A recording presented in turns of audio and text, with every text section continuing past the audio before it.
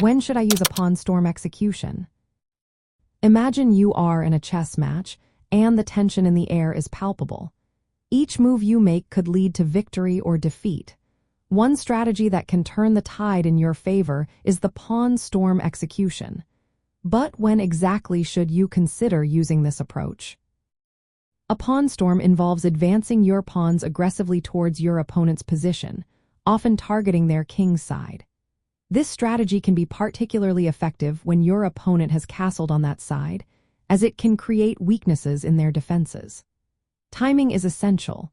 You want to initiate a pawn storm when you have sufficient support for your pawns, such as pieces that can back them up or control key squares. Another scenario to consider is when your opponent has committed their pieces to the center or the opposite side of the board. If they are focused elsewhere, launching a pawn storm can catch them off guard and disrupt their plans.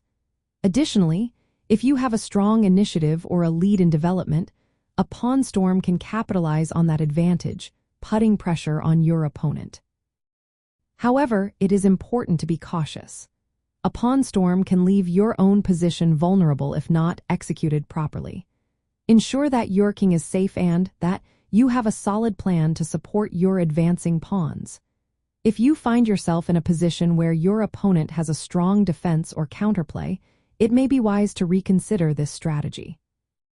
In summary, a pawn storm execution is best used when you have the initiative, your opponent's king is exposed, and you can support your pawns effectively.